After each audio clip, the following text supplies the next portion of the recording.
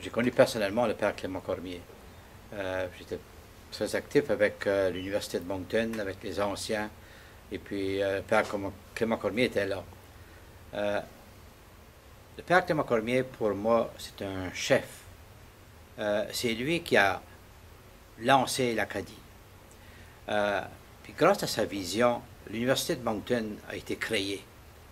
Euh, je me rappelle du père Clément Cormier à Memramco, j'étais étudiant là.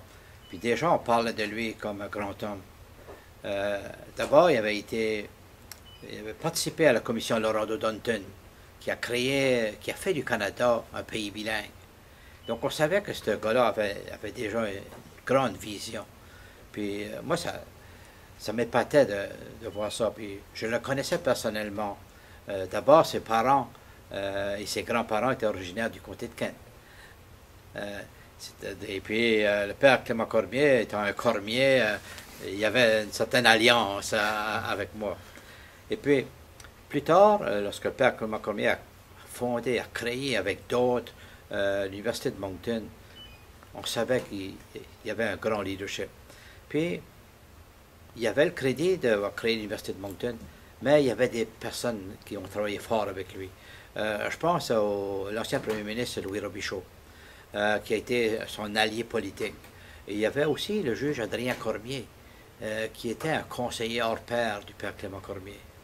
Et puis ces trois personnes-là, là, on les appelait les triumvirats, les grandes forces de l'Acadie de l'époque, qui ont créé l'Université de Moncton. Puis moi j'étais heureux en 1970 ou peut-être en 69, lorsque le conseil scolaire du district numéro 12 a décidé de nommer l'école en construction l'école Clément Cormier. Je savais que ça allait être un modèle pour les Acadiens, que ça allait être un modèle pour les étudiants et les étudiantes du comté de Kent, du district numéro 12. Et puis, Père Clément, à l'ouverture officielle de l'école, nous avait dit, lors de son discours, faites une grande place aux étudiants. C'est la raison d'être de l'école. Moi, ça m'avait marqué cette. Et puis le père Clément Cormier a continué et puis à s'impliquer dans le monde de l'Acadie. Il est à l'origine de la fondation de nombreuses associations francophones acadiennes, que ce soit du côté des enseignants, que ce soit du côté culturel, que ce soit du côté des musées acadiens. Le père Clément Cormier a été l'instigateur de vouloir préserver le patrimoine acadien. C'est grâce à lui si aujourd'hui on a le musée acadien, si on a toutes ces belles vieilles choses qu'on a pu conserver et qui nous rappellent le patrimoine de l'Acadie.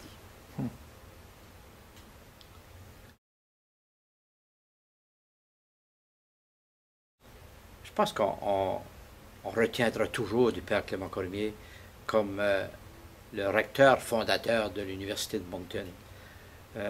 Père Clément Cormier s'est allié avec des grandes personnes, que ce soit des gens au niveau national qui ont permis au père Clément Cormier de fonder l'Université de Moncton.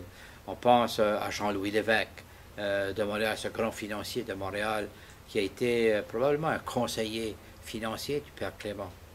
Et puis, le père Clément Cormier, il faut lui donner que il participait, ou il était membre de la congrégation des Pères de Sainte-Croix. Et c'est cette congrégation-là qui a tout le mérite d'avoir fondé l'Université Saint-Joseph il y a 150 ans. C'est les Pères de Sainte-Croix qui ont le mérite d'avoir donné toute cette élite acadienne. Et puis le père Clément Cormier en faisait partie. La congrégation de Sainte-Croix a été peut-être un véhicule pour le père Clément Cormier de pouvoir se donner à la cause acadienne. Puis une chose qu'il ne faudrait pas oublier, c'est qu'en 1954, il y avait une commission d'enquête qui circulait au niveau de Radio-Canada. Et puis, il y a eu une présentation à Saint-Jean. Le comité était venu à Saint-Jean. Le père Clément Cormier est allé faire une présentation. Et c'est ce qui a amené Radio-Canada à Moncton. Père Clément Cormier est un des responsables de l'arrivée de CBAF à Moncton en 1954. Il était impliqué dans tous les dossiers, que ce soit au niveau des communications. C'était un homme qui valorisait beaucoup les communications, puis il voyait que pour se développer, que les Acadiens avaient besoin d'une station de radio à Moncton. Wow.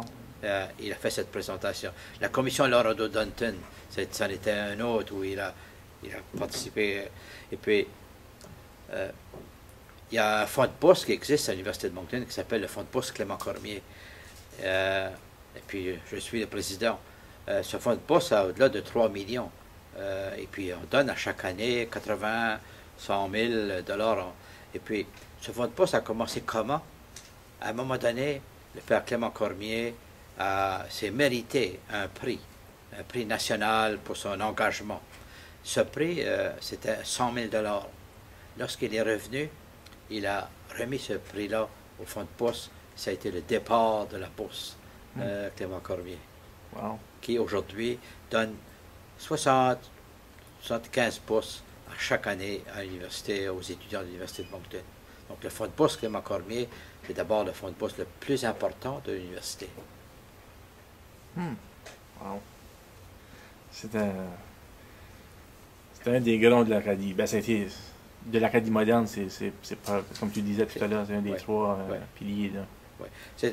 Il faisait partie de ce qu'on appelait ça un triumvirat, les trois grandes forces de l'Acadie à cette époque-là, dans les années 60, avec Louis Robichaud, le juge Adrien Cormier, et puis tout ça était comme secondé par la congrégation des Pères de Sainte-Croix, qui à ce moment-là gérait l'Université Saint-Joseph, et puis qui voyait plus grand que juste l'Université Saint-Joseph, qui voyait que pour se développer, qu'il fallait une université à Moncton.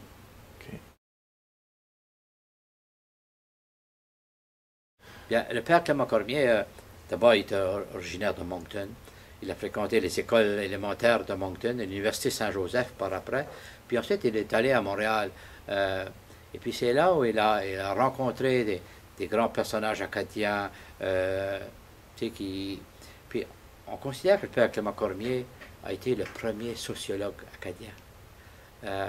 Parce qu'à l'université à Montréal, il a rencontré les grands sociologues. Et puis, il y avait à ce moment-là Martin Légère, des gens comme Louis Robichaud. Et puis, ces gens-là sont revenus avec une idée de bâtir l'Acadie nouvelle. De bâtir l'Acadie nouvelle à partir des caisses populaires, des coopératives et de l'éducation postsecondaire. Et c'est ce qui a donné vie. Ça a été le réveil de l'Acadie. Puis Père Clément Cormier a eu, je pense, cette piqûre-là lorsqu'il était à l'université à Montréal et parmi les autres sociologues de l'époque qui ont dit il faut réveiller l'Acadie. Puis c'est ce qu'ils ont fait.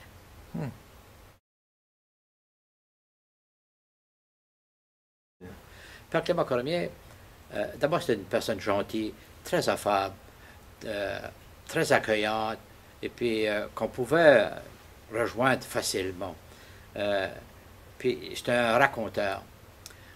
C'est un historien de nature, dans le sens qu'il pouvait... D'abord, il a travaillé beaucoup sur la généalogie.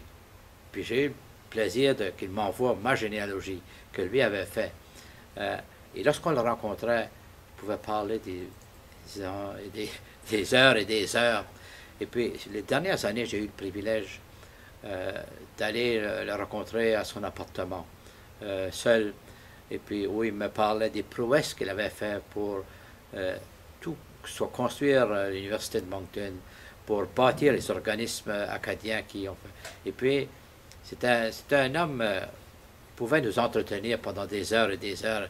Puis, il y avait un penchant pour les huîtres. Et à chaque fois que j'allais le voir, je lui apportais des huîtres que je prenais à Cocagne. Et puis, il était très content de voir ça. C'est un homme très ouvert, puis ça a été une perle de l'Acadie.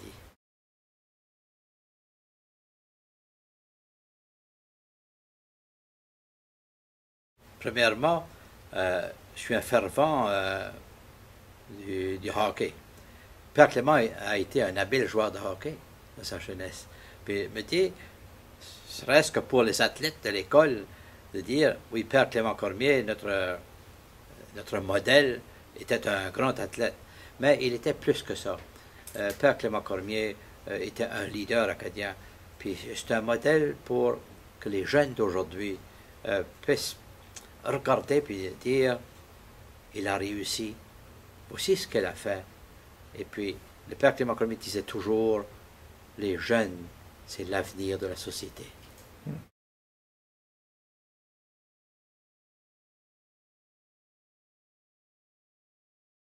Père Clément Cormier, certainement, il était à l'ouverture officielle de l'école.